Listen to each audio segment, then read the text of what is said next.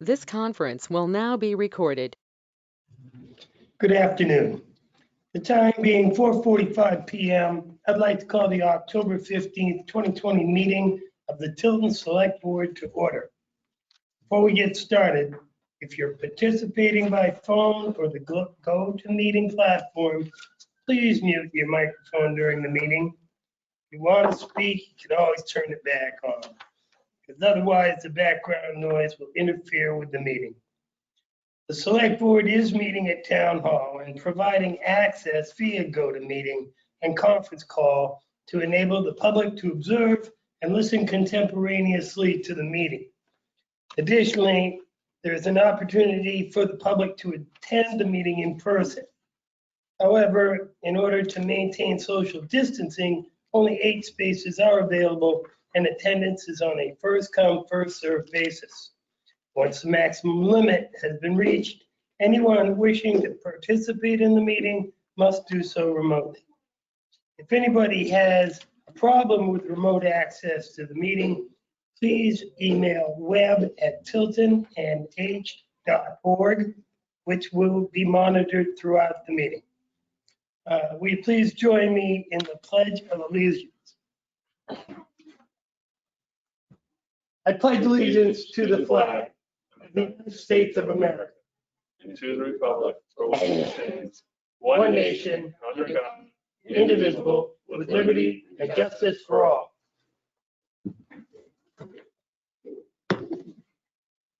Okay, thank you very much.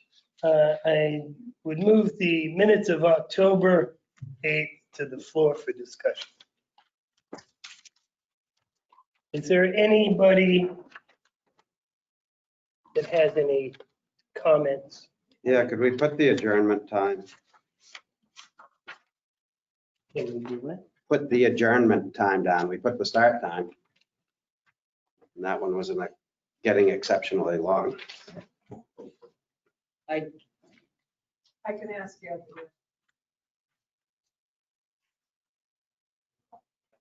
I do. Go ahead, Pat.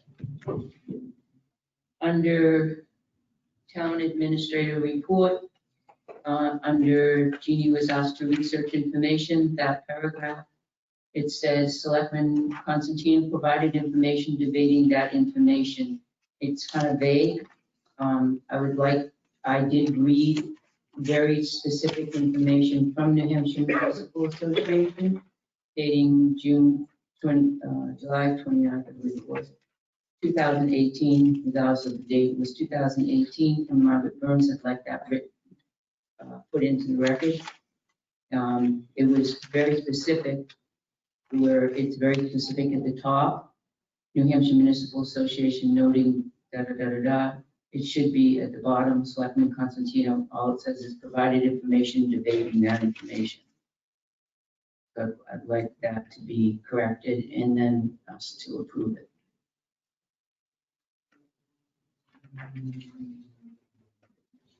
Okay, no.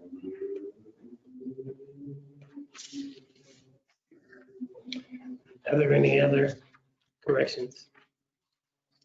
Hearing none, I would make a motion to approve the meeting minutes of October 8th, 2020 as corrected. Is there a second? Second. We have a motion and a second. Is there any further debate? Can I just ask a question about it, I guess? Sure. We're making a motion to approve the minutes That haven't been read. corrected, but we don't know how they're corrected. You just corrected them. But I didn't give specifics on how to correct it. Jeannie's gonna go back to the person that did the minutes. They're gonna redo them and come back. We may or may not like that, what's done. So you really can't, can we really make a motion to correct the minutes the motion to accept the minutes as corrected when we don't have the corrected minutes? Okie dokie. So what happens is she'll go back and listen to the tape. Mhm. And she'll, or it sounds like more specifics of what she heard on the tape or what she can hear from the tape, which is why it's important for you to speak into the microphone so that she can record it accurately. Those changes will be reflected in the next meeting minutes. So we'll see what she made for changes in the next meeting minutes. But That's we're where we're correcting almost done. these minutes. These should be in these minutes because 10 years from now, this was said in this meeting. If you correct it next week and put it in next week's minutes, people reading these minutes are not going to understand that Pat Constantino read New Hampshire Municipal. So that's not accurate information here. Then how can we accept these minutes as written? Because they're not accurate. John? Kirk had his hand up No, first. he didn't. No, you didn't. I think the minutes, we made a motion to accept the minutes as corrected. And they should reflect those corrections. And then they would be correct if next week, if we take a look at them and they aren't, we should bring it back to the table for discussion. That wasn't corrected. But Jeannie is saying they're not going to be corrected as October 8th minutes. They're going to be corrected into next week's minutes, which is October 15th minutes. It's the way that you've always done it since I've been. Well, it's not necessarily the right way, though. We found out in the last couple of weeks, we've been doing things different. Okay, then. Okay, then. If somebody'd like to withdraw their motion, Was it you that made? That was you. then I'd withdraw my motion. Never mind, I would withdraw my motion. I believe I said. Okay, so it's been withdrawn. At this point, let's take and let's say we put the minutes of October 8th and we'll take them up again at our next meeting.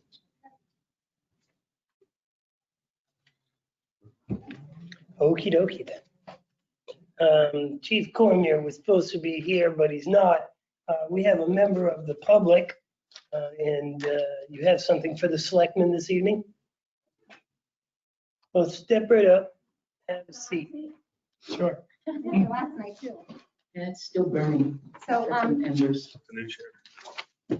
as you all have probably heard by now, I came in before the budget committee. My name is Deborah Shepherd. You need to speak into the mic because Let me she hand these needs out to first. check. Yeah, nobody will be able to hear All right, that. I'll hand these out real quick and then I'll go speak in the mic, okay?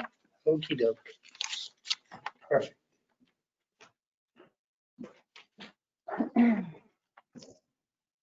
Thank you. Was for, You can take your mask off to speak into the Oh, mic. okay. you should- Oh, I can hear Judy, I'm sorry. I made extras. I didn't know better than that. I'm sorry. Getting the tongue. I'm nervous. I'm nervous. You guys are tough. You're a tough crowd. 20 minutes. Sorry.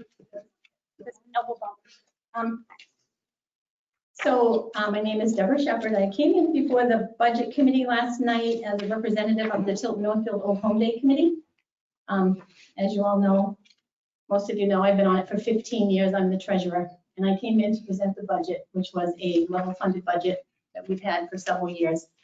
I presented the budget.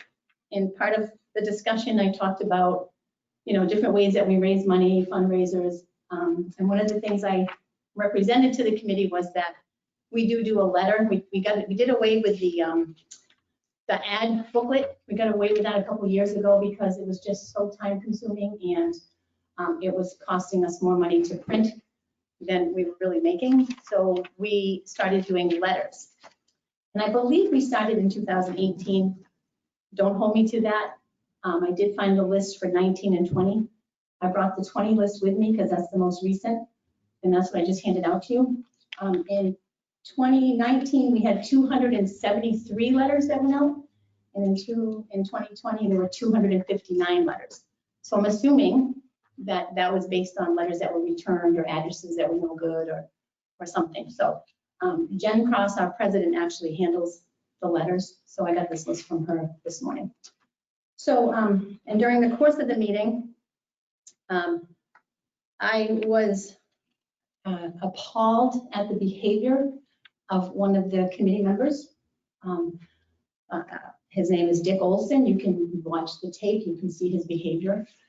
He was very confrontational, he was very disrespectful.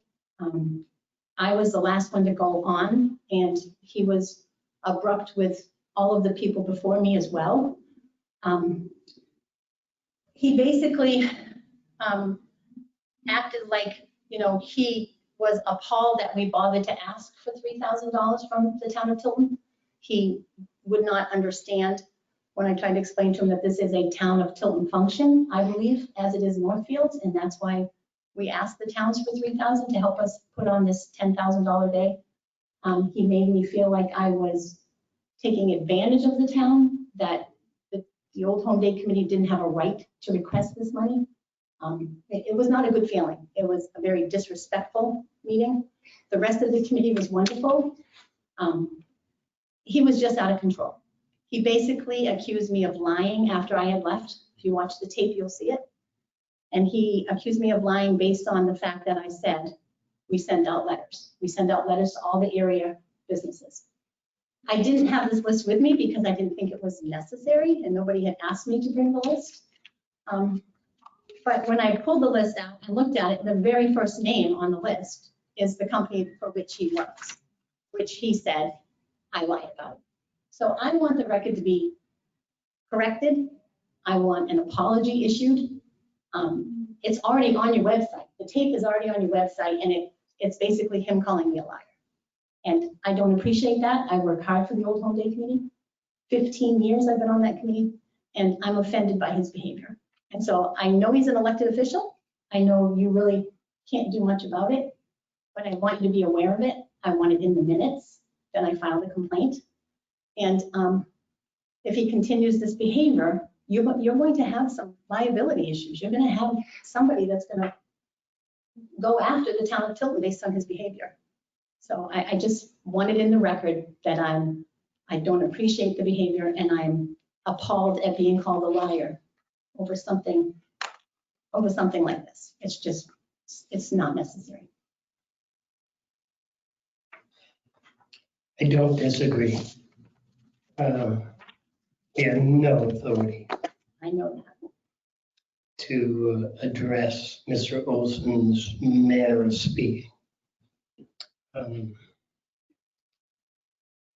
Jeannie, did you get an answer to my question from earlier?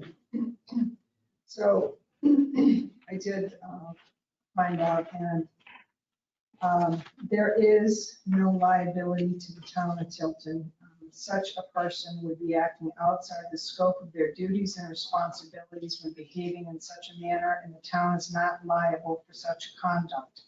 If suit was brought against the town, your insurer would quickly get dismissed. But that doesn't mean the person could not bring a libel or defamation suit against the speaker. Okay, and that's okay. I mean, I would not want to pursue that angle. I'm just concerned that it's something that could happen in the way that he speaks to people and the way that he conducts himself in a public meeting on behalf of the town of Tilton. It's just something for you to be aware of. Maybe that would be the best route. Maybe he would be dismissed. I don't know, but I'm just letting you know that I was highly offended. It was highly inappropriate, and his behavior was childish, immature, and he acted like a bully. And it was not conducive to the business of your budget committee. So noted. Jeannie? I was just going to say the board could, or I could on behalf of the board, send the town, we have an ethics policy, we have a meeting procedures policy that I could send on behalf of the board to the chair of the budget committee, which outlines behavior of any board member, outlines the ethics policy. So, you know, that is something the board could do. And in fact, I mean, we drafted that up a year or so ago. And it did go out to all the committees, but this, perhaps we could do this. By all means, apparently a refresher is in order. And maybe the town could send him to make a budget committee training or something, maybe, so he could be trained on the appropriate way to behave on the budget committee. Just a thought. Pat, you had your hand up? Well, I was gonna ask Jeannie if there was any, which she so nicely answered that, because I was online last night and I witnessed a couple hours of the embarrassment. So it's, the chair couldn't control it, so And I did talk to the chair today. I did. I did, and he was appalled, and he has some things that he wants to address at the next meeting with his entire board, and I'm sure that he will have something put on the record. But I just, it's out there now. I think that addressing it the way Jeannie had suggested, I think that would be a good start, ethically. Is there any other comments? John? If somebody makes personal comments or accusations unfounded in that and calls people liars and other behavior, can they request that that is put into the minutes, all of their statements, these accusations? Or should the minutes only contain what's pertinent to the actual discussion? That's my question. So it's really up to each board, committee, and commission how they want minutes to be taken. There are, I can tell you in Meredith, it's very brief. It's just names and actions that have been taken. You don't get into any dialogue. Really, it's very brief. There are some boards, committees, or commissions who want almost verbatim. So it's really up to, that committee, how they want their minutes to be reflected. And in Thornton, we do a very abbreviated, but just because somebody says it, doesn't make it so. Mhm. So it shouldn't necessarily be in your minutes unless it's a factual comment. And the board agrees. If the board agreed, yes, Deborah was a liar, we all agree she lied, she came in, then that's different. But one person making a slanderous comment should not. But it really doesn't matter at this point because it's already in your video, Mhm. which is already online.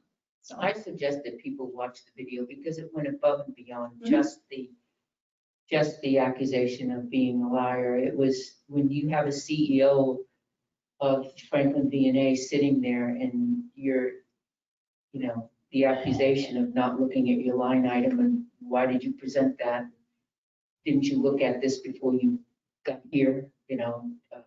What did you present? And, belittling and, demeaning behavior. It was embarrassing. very condescending. Condescending is, that's a good. Anyway, I just wanted an opportunity to tell you how I feel. You all have a copy of the list. I think the Old Home Day Committee goes over and above. 259 letters. We're trying. You did an excellent job. Just attached to the back of my, Oh. I don't want your emails from work. I will say, and I can only speak for myself here, but I've been working with you on Home Day for 10 years. And I've never once known you to be anything but a hard worker, organized, and the heart of that organization in many ways. I don't know if that does you any good, I'll second that. but that's my personal take. I have nothing but respect. Okay, I appreciate that. It's just, I live in Tilton and the way he behaved, I'm embarrassed that that's a reflection on all of us.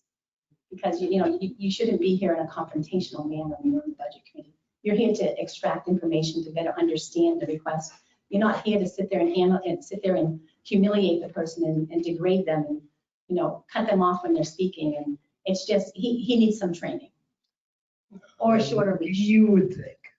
So anyway, I Well, appreciate you listening. we'll send that out to all the boards and committees, There you go. so that we're not singling anybody out necessarily. And just watch. Well, I We will would be. like the minutes to reflect that I came in to speak to you about that specific committee member. Oh, yeah. Because the rest of It the will. committee was professional and patient and did everything the right way. So I appreciate your time. Thank You're you. welcome. Thank you very much. Take my email back from you. Read it. Okay. The next thing is Chief Cormier.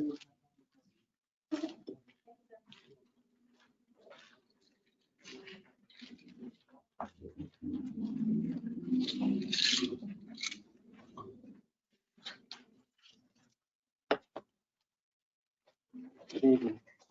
Good evening.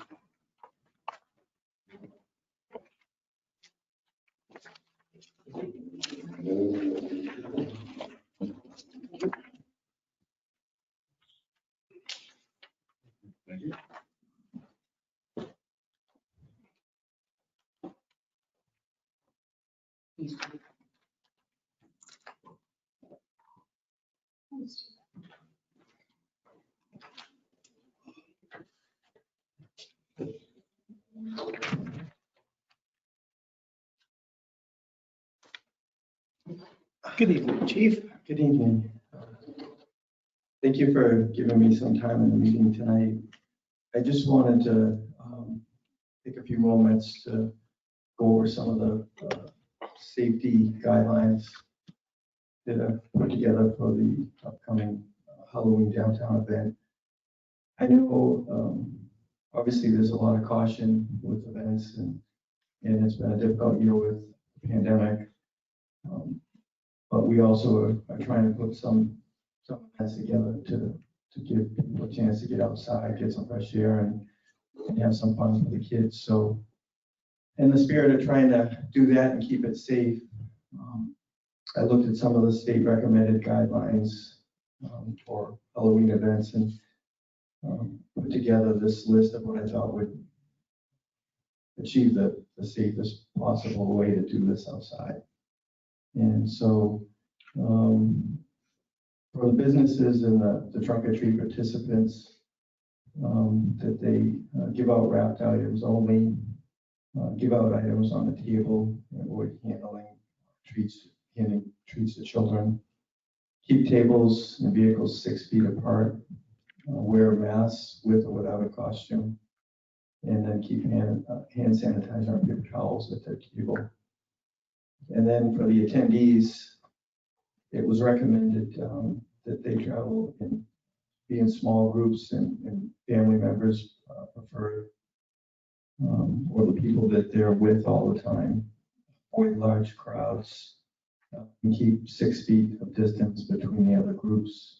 Again, like the businesses and trunk or treat participants, masks would be required with or without costumes. And the street would be closed so that we would ask people to actually walk in the street as it's wider than the sidewalks and cross the sidewalk only to go up into the businesses. And then we recommend even the attendees keep some hand sanitizer with them. And so those are the guidelines that the state puts out. I think they would apply and work for us downtown. By keeping pedestrians off the sidewalk, keeping them in the street, it gives them more room.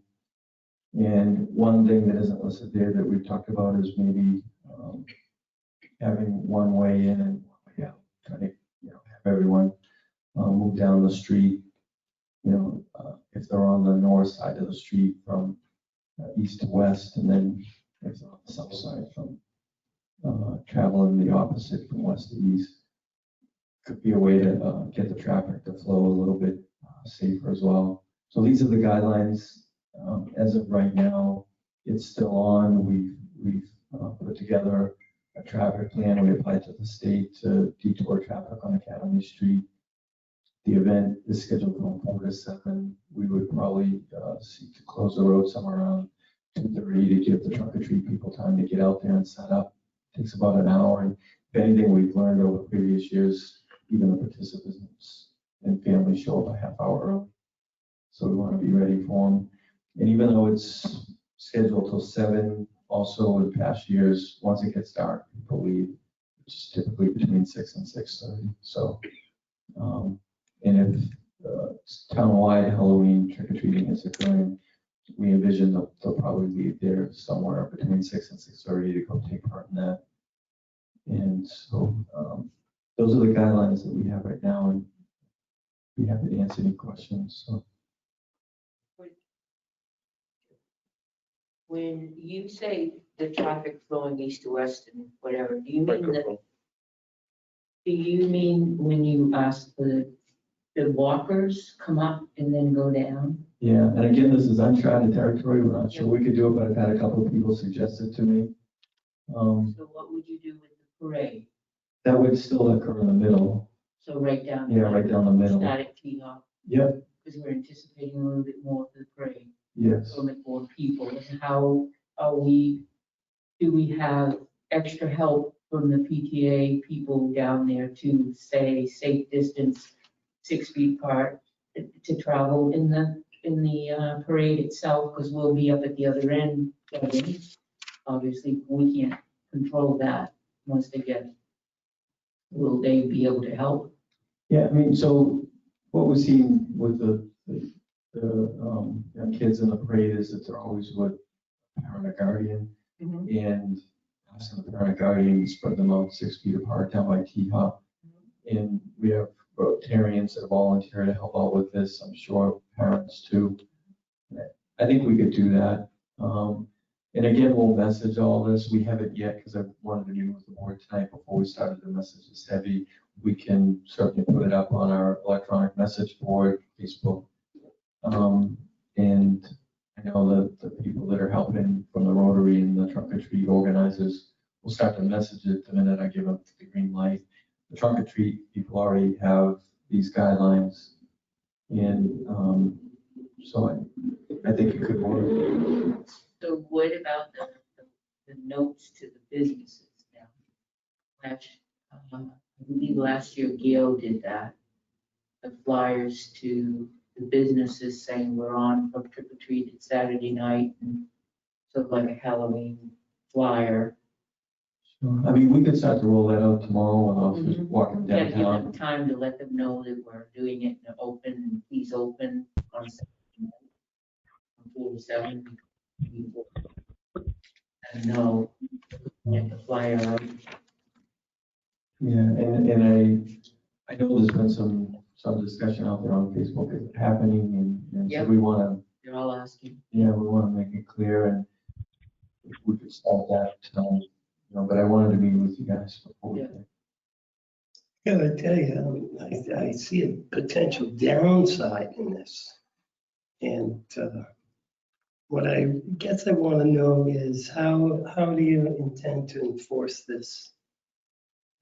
Social distancing, wearing a mask with or without costume. And I understand that those are totally reasonable. And what happens if they're not? What do? You tell them to put on a mask, right? Yeah, or, I mean, would ask them to leave the area or else we'd have to shut the event down. We've run into it at a couple of school events and On we talked. one guy? Yeah, I mean, when we've had this happen at like football games and stuff, they've cooperated when we asked them.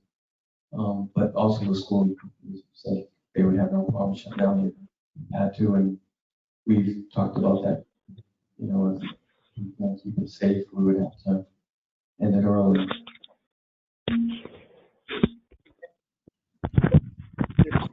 Yeah, Chief? I got a lot. How many cars for trunk or treat can you fit? So we've never filled we do it on the Poly side of the street. We've never filled the entire street. We just don't get that many. We typically get, 8 to 10 vehicles and they've already been told they have to be at least 6 feet or every other space apart. And so I don't anticipate we'd have more than that, but if we did, and we needed to put some on the other side of the street, once the street's closed, we wouldn't let any more in. Once there's no more room to safely space them out, we would have to shut them off. We can go in Elm Grove, though, right? We could, yeah.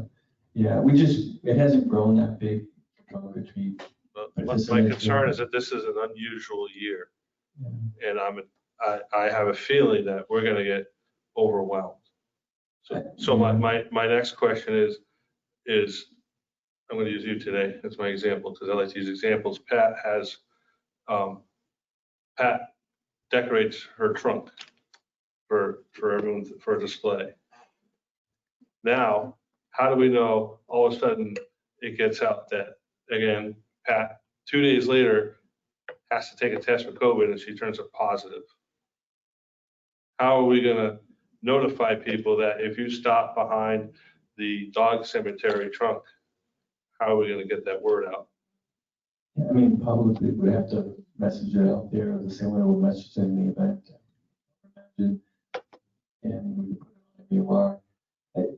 I think to go back to the first point, I can talk to the organizers of the trunk or treat and get a head count of vehicles and then shut it off when we think we have too many, so that we know, you had to make a reservation to bring a vehicle down there, and we can do a questionnaire that asks other people staffing or manning a vehicle, have they had any symptoms, that they travel, like some of the precautionary questions that businesses are using.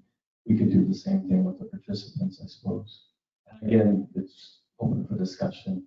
Well, I'm just concerned that we have no way to go back for social contact, social tracing, and we have no way of having any idea of how many people are gonna show up. So people don't have to register for this event in advance. And I'm not trying to be the naysayer, but I'm trying to protect the town of Tilton and the liability that we may have by having an event and it's a free-for-all.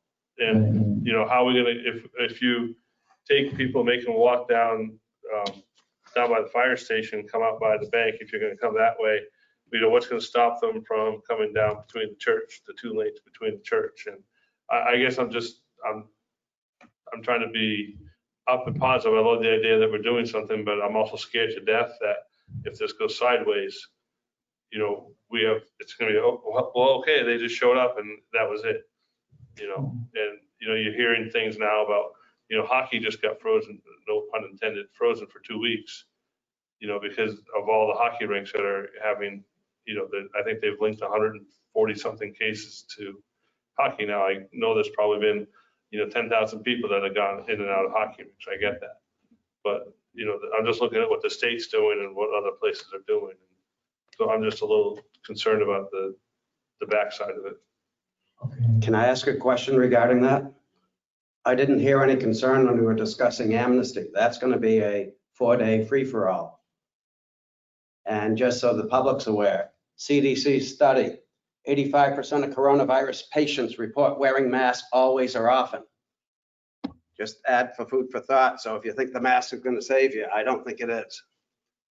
Pat? To add to that, am I correct in saying that Franklin and Northfield and now Laconia added trick or treat to their venue on that weekend? I know Northfield did, and I believe Franklin did. Go to MUR, they're listing the towns that are, and there's more that are than aren't. When we discussed it, we first said, oh my, we're gonna have a ton of people because all the surrounding towns are not doing it. But now we have surrounding towns that are doing it. So I think that it's going to be a little bit less than what we thought, hopefully. And not to dismiss what you're saying, Eric, because it frightens me too, but I think with the precautions, we don't know. I mean, we don't. With 3 students in Belmont that were tested positive. We don't know. So, John?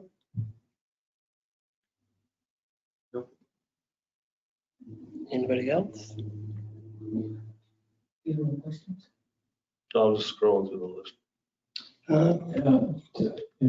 Mr. Chair, just to address one of our points, do you think it would be a good idea to have that questionnaire for the participants of the trunk or treat?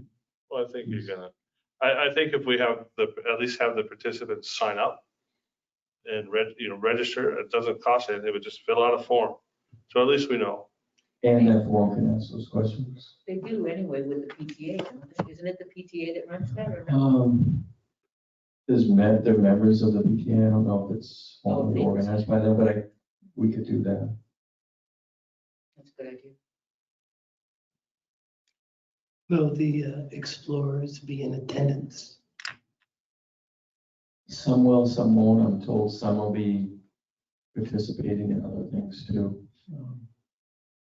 But I think a lot of parents are going to be trying to help out with this, and certainly the Rotary's all in.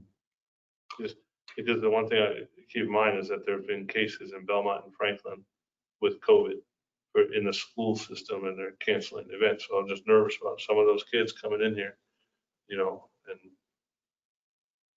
that's all. I mean, who knows what's going to happen in the next 2 weeks, but. Well, it's good to talk about it, and there are good points. Well, food for thought, chief. Is there anybody else? Any other questions for the chief?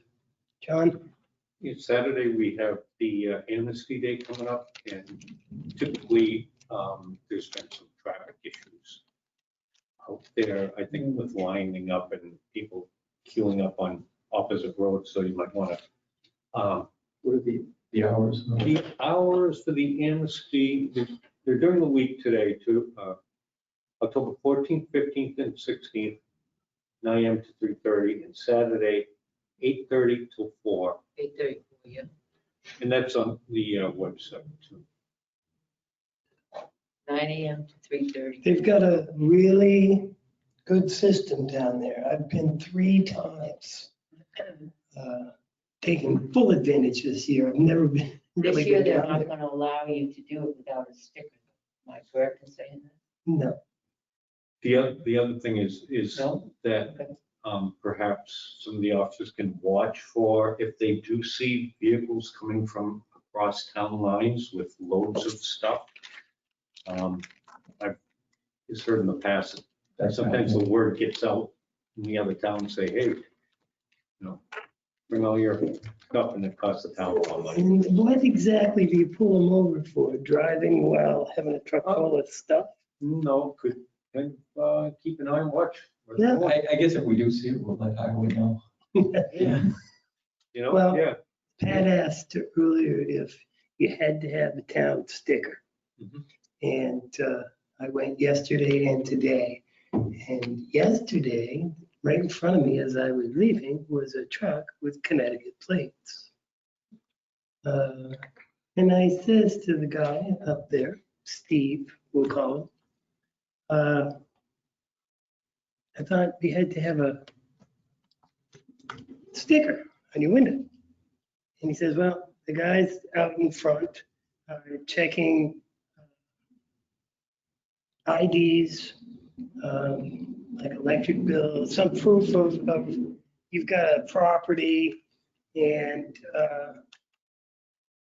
they had 1 or 2, I guess, that it would be like me. I can't drive, but John's got a pickup truck. So John's helping me out, but he doesn't have a sticker. And I've got my address right. This is my stuff. Dun, dun, dun. That's the way it was being done. I do recall that we said stickers must be displayed. Within the minutes that we're going to be approving next week, stickers must be displayed. And on the other hand, I totally understand their position.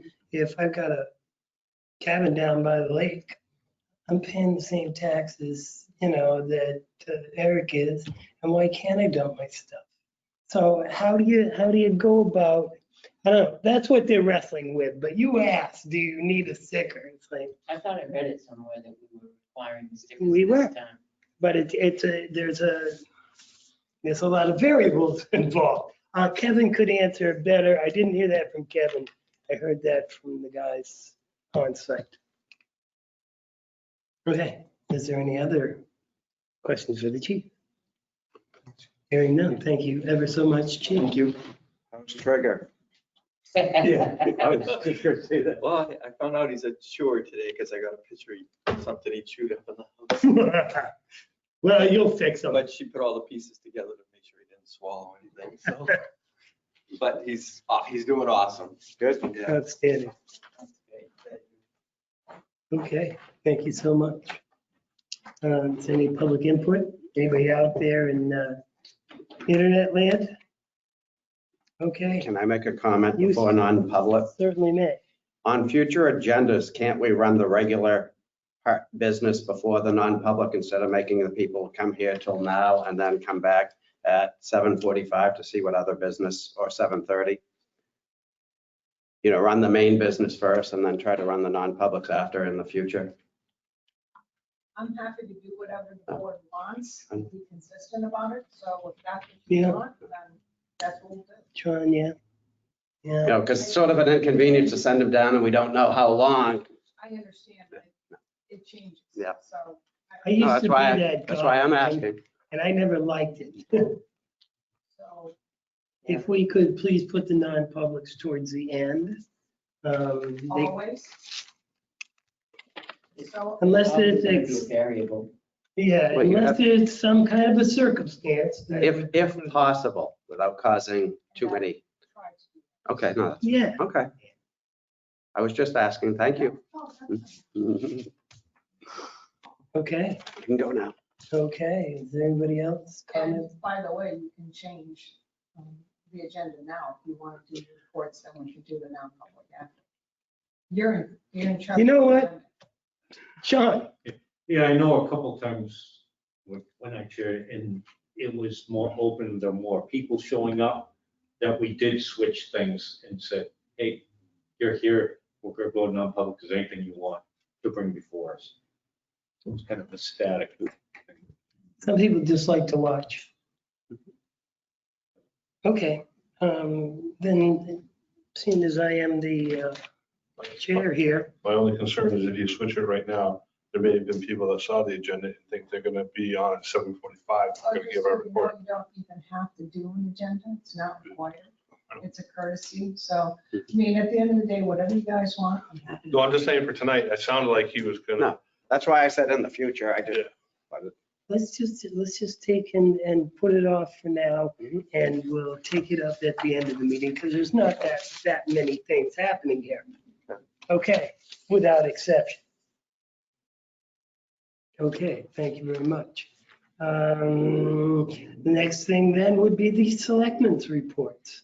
And the order starts with Eric Pyra. I have nothing. Okay, well, thank you very much, Selectman Pyra. John Scanlon.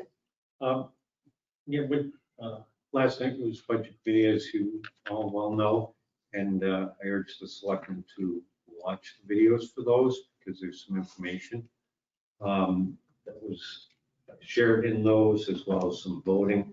The Lakes Region Mental Health, they said funded for $500. The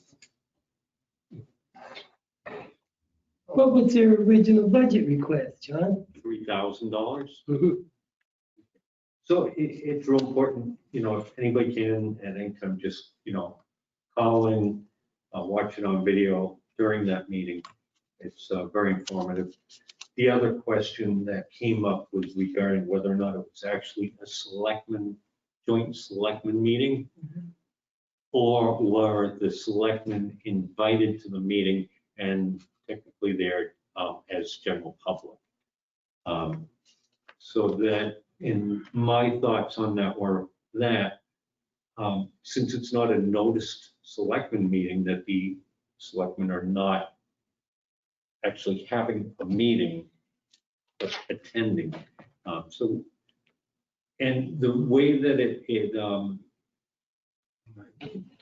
just in the meeting, the board discusses with the applicant and asks questions. And after the board is complete with asking their questions, at that point, they ask for questions from the general public or selectmen at that time. Didn't know if, the question that was brought up is, should the selectmen be included with the board or the general public? Didn't seem like a big pattern. How many selectmen were in attendance, John? Besides myself, one. Two were in attendance. Yeah, So it's- everything flowed good. Everybody did get their questions out. It's not But a it was meeting just a if technical. there's only two. There has to be a quorum. If I had hopped on, would that have changed things? No. In the past, there were the first few meetings that we made them jointly, we noticed it as a meeting. a few years back when we first started meeting with the budget committee, we noticed them as a meeting. And then, but it didn't change the makeup of the budget meeting. They would ask the questions, and then when they were finished with the budget committee, they would ask the selectmen if they had any, kind of when the selectmen, because we were almost the only ones there that would ask any questions anyway, but it kind of just flowed the same way that it would be. Catherine brought the question up last night as part of the budget committee member. So there wasn't really an issue with it. We used to have the outside agencies come in separately. Right. And some outside agencies just couldn't put that together. So we had them come in one time before the budget committee because it's their budget. Right. And the selectmen attended to listen to the presentation and to ask questions of the outside agencies. That was the theory behind it. That's been 7 years ago. Right. Yeah. And that eliminated the duplication and the time spent at selectmen's meetings, because it would be, a half hour, 15 minutes, a half hour, depending on the outside agency that was coming into the selectmen's meeting. And so we would have to dedicate 2 weeks to get all our outside agencies, whereas if we joined the budget committee, we could just go on a Wednesday night and save that Thursday night for our stuff. That was the intent behind it. Is there, I have a question of Jeannie. Do you foresee any kind of a legal issue? And to not noticing it as a selectmen's meeting, because the selectmen never make decisions or. Right, you're not part of that board. And I thought John was asking is the select board considered the public and they wait? Is that what you were They asking? consider public. Actually, it's not as much as a question, just letting people know there was questions on that.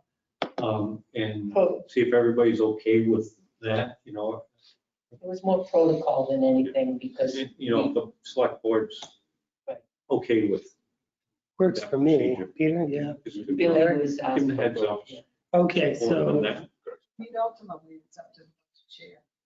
yeah, they invited us originally. We reached out and it's like, yeah, sure, come on down. No, I just meant, I thought that was a question you were asking in terms of when do selectmen ask questions, are they considered part of the public? And I think that's up to the budget.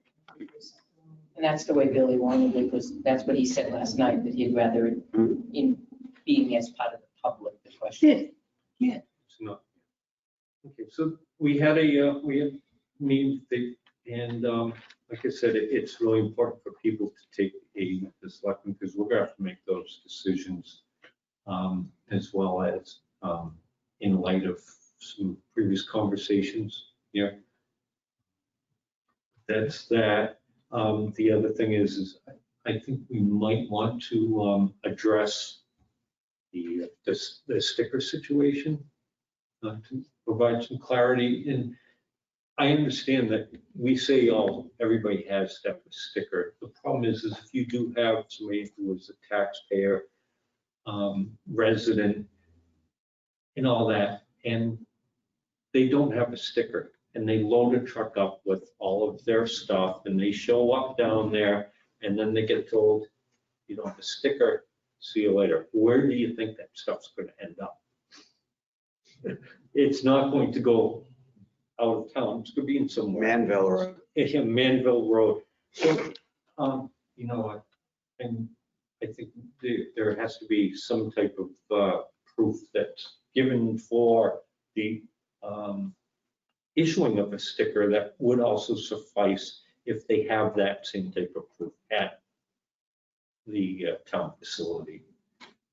Okay, Jeannie? So I did text Kevin to ask him what was going on, and he said I specifically told Jed to check for dump stickers. Jed is working the entrance to the transfer station. Some residents borrow trucks and trailers for amnesty. The vehicle plates really aren't accurate. Residents will also rent U-Haul trucks for amnesty, and I think much like they did it last time, John Billadu, whoever they know, the people, the residents, they're checking that in front. So while the truck may have Connecticut plates, somebody said it's probably a Tilton resident. And so I think that's what they're doing. Well, do you have to have the sticker attached to your car? I mean, if in that kind of a situation, if you're a resident that always has to rent a truck or rent a trailer or something like that, would it be acceptable if you came into town hall and got your dump sticker, which you're entitled to, but hold on to that dump sticker and say, here it is right here, my truck's rented? I mean, would that be acceptable?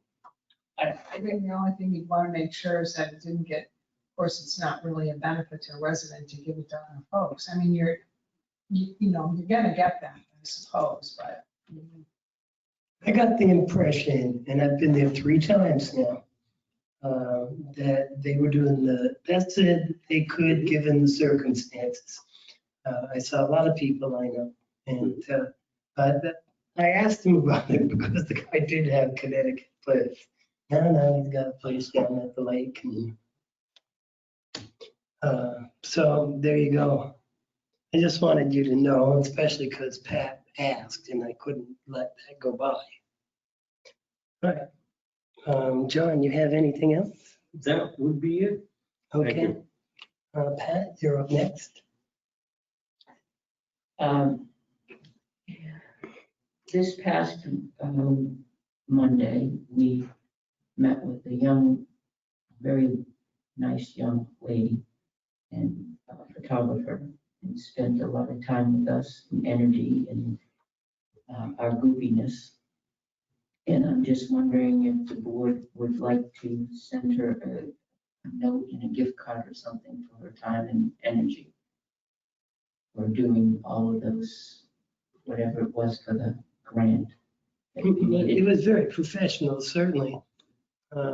John? I think just a thank you card would be, knowing the person very well, would be super You don't get a grateful. vote in this. Would be super grateful for that. I knew you would say that. How about if you came up with a letter, we could sign it next week. Our undying gratitude. You could fill it out. That's good. The John, you can give me the address. The next thing is, I'm going to ask the chair, and I hope that the rest of the board, it is a general consensus that we take a serious look at the agenda and look at our time and how we make use of the time and the lateness of our meetings. I mean, there's 4 out of the 5 of us that go to work the next day.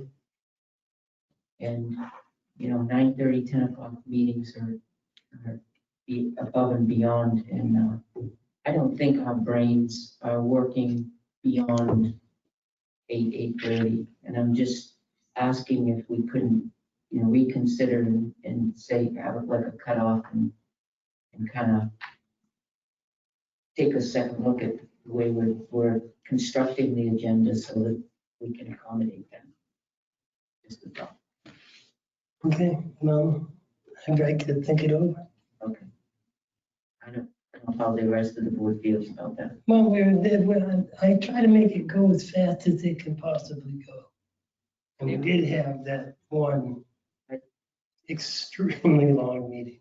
But hopefully tonight we'll get out much earlier.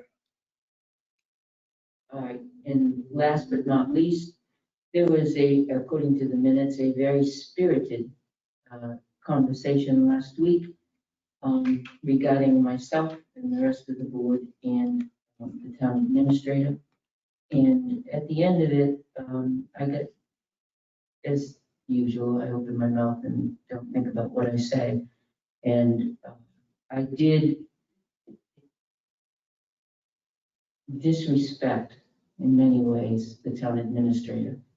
And so I will publicly apologize to Jeannie. It was not personal. I said it without thinking. I did not like what happened to me last week. It's no excuse, but I do my sincerest apologies, Jeannie, for disrespecting you in the light of what went on. That's it. Is that all you have, Pat? That's all I have, yeah. Does anybody have questions for Pat? Jeannie? I didn't know, Pat, if you wanted to mention anything about the CBA and Oh, I didn't know if you had that on your agenda. That's fine. I don't have a report this week to keep it short. Oh, that's why we didn't have papers. So the union would like to restart negotiations for the CBA. So we looking at times and schedules for Pete and I and Jeannie and Tim, along with a lawyer. So Okay, please keep us up to date. that's great news. Yeah, absolutely. Excited about that. Peter Fogg, you're up next. Let's see, Parks Commission met this past Monday. So item number 1, this Saturday, October 24th, 11 a.m. at Riverfront Park. The Wildlife Encounters is doing Animals of the Night. So they'll have 6 creatures. The one I can remember is a sugar glider, but they're bringing other animals on display. So this is the second time this year because we didn't do it in June, and we usually do it in June and September. Next question, I guess, goes toward the PD Building Committee and all. Parks would like to know, is the parking lot going to be available for the parks this year? And if so, when? The gravel lot? Good question. Public parking. That'll be on the left of, That should be part of the project, I hope. Well, it's all cleared off, so but it should be left level. public parking. Well, I believe it was going to be left gravel. They didn't have but when paving, but it will be available for Yeah. use would be the question, because we have, they have trailers on it right now. We're still trying to get an answer relative to if we're on schedule or not on schedule Okay. for the completion of the building. We have a meeting on the 20th, correct? So we have another meeting on the 20th. okay. And then last from Parks, the ice rink for 132, is DPW going to be able to set that up, or does Parks have to try to find a plan B? Well, I think right now, the whole property is under the direction of the board, this select board, so I think it's really, you gotta figure out when is the building gonna be done and what, those are all good questions, and I think it's something we have to ask the construction company, because I don't know if it's, how accessible it's gonna be. I don't know if we're gonna run it, I'm not even gonna guess, I don't know. What is usually the time frame that we usually set it up without having the PD there? What's the time frame last year that we set it up, or the year before? You're better off to do it around Thanksgiving or before. I've had one season, I was there with a hammer drill, making holes so that we could stick the braces in it, because it was about 2 to 3 inches of frost. So just getting it set up, you don't have to necessarily fill it, but that should be outside their work area. It's just getting the stuff over to it. So that would be something to run by the builders to see if it's going to create issues or not. And let Kevin know so he can plan it. Yeah, so what was your initial question? It, Peter? will DPW be able to set the rink up on that field? They could possibly go in on the other side though, right? It's going in on the Tanger parking lot. Right, so it would be away from the construction side. Gene. Correct, but the materials, I think, are still in the shed, so you'll be doing some crossing within the yard. It is, I believe, outside the scope of their work area, but we've got to ask them to make sure. And I assume at some point, the board will turn back over that piece to Parks for their management of that. Well, we haven't discussed that yet, but I'm sure that'll be coming up before too awful long. I'm just kind of waiting for the. I see where Jeannie's coming with on that. That's So- something that we need to talk about. That's it, Joe. Okay, and then I will repeat that the next couple days are the townwide cleanup. You can bring batteries and empty propane tanks and construction debris and wood. No leaves and brush, no toxic chemicals. This is not hazardous waste day, so save that stuff at home until next spring. Joe, Yeah, I thought they were still doing leaves. You just drive out back and my understanding is no leaves, no brush. If can you that's check not on that, Jamie? correct, That was under the I other. thought it was still losing. That's what, now yeah. then, hey, I know you can't have the toxic chemicals. No, that's the John? Lakes Region one. I can read it to you. Yeah. Items that are not allowed: hazardous waste, oil-based paints, household cleaners, chemicals, brush, leaves, or grass. Things that are allowed: construction demolition materials, appliances, metal, tires, 20-inch maximum diameter, maximum 4 tires per household only, propane tanks, batteries, televisions, maximum 4, computers, keyboards, CPU units, monitors, fax machines, and smaller copies. And that is from the website. When's the brush cleanup for the fall, John? I'm just getting to the page sometimes. There is I a think he separate has a set time. for that, for his regular hours. I think you can find that on the website if you look into the. It depends where they carry it. Okay, It's not there. porta potty. I was under the impression that we were gonna have it removed after Columbus Day. And that's already in the works. Yes. Outstanding. When we have it removed, can we also reserve 2 for next year so that we're ahead of the game? That would be peachy. No matter what happens, we'll have 2 on order. Okay, beginning today, they're closing down the Lakeport Dam.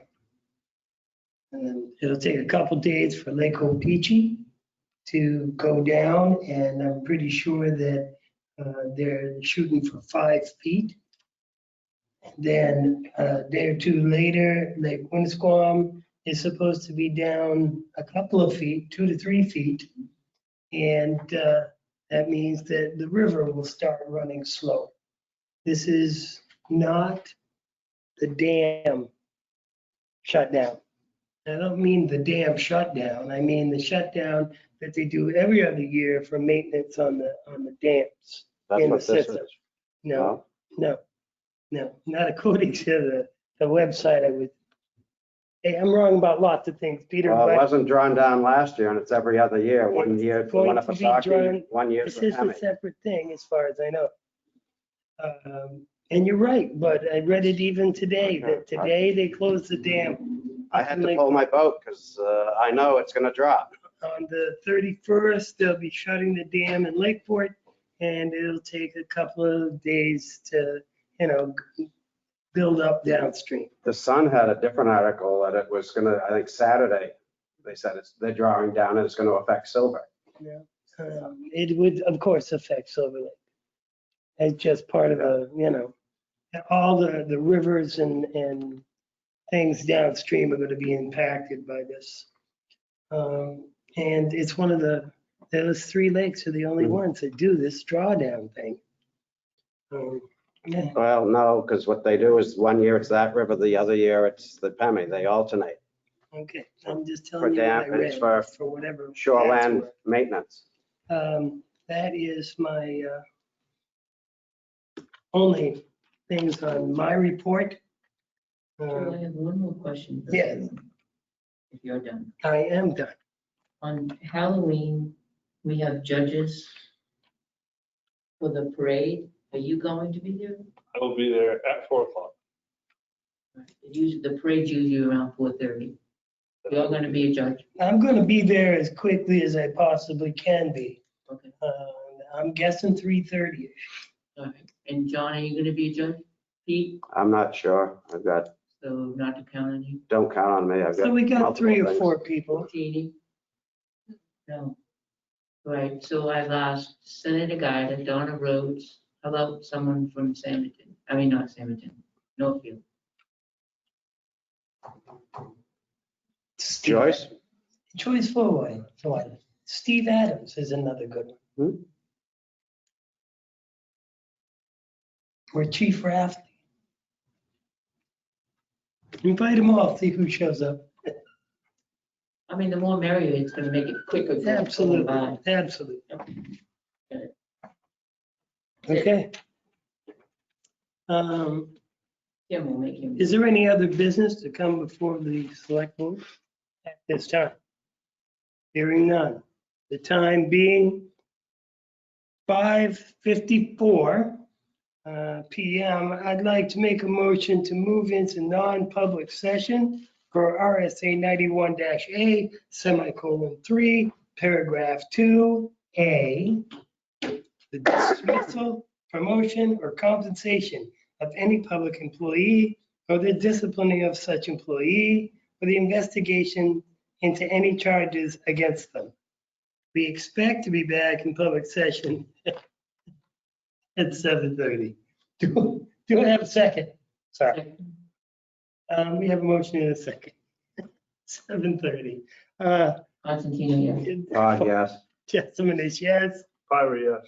Scanlon, yes. We stand in non-public. This conference will now be recorded. Okay, welcome back to the Selectmen's meeting, the time being 8:02. I make a motion to seal the minutes of the non-public session as the needs. I was just thinking if that was true, but yeah, the needs still justify. Is there a second? You have a motion and a second. Is there any discussion? Hearing none. All those in favor say aye. Aye. Opposed? The ayes have it. Is there any other business to come before the Board of Selectmen? Yes, I have something. I was wrong. The website on the town website is wrong. The brush and the leaves are indeed being collected this weekend at the town transfer station. And that's the reality of it, whatever it says on the town website. So load up them leaves, load up that brush, and come on down. We have a pile for you. Is there any other business to come before the Board of Selectmen? Motion to adjourn. Second. Okay, that would be non-debatable. All those in favor say aye. Aye. Aye. Opposed? The ayes have it. Good night. Good job.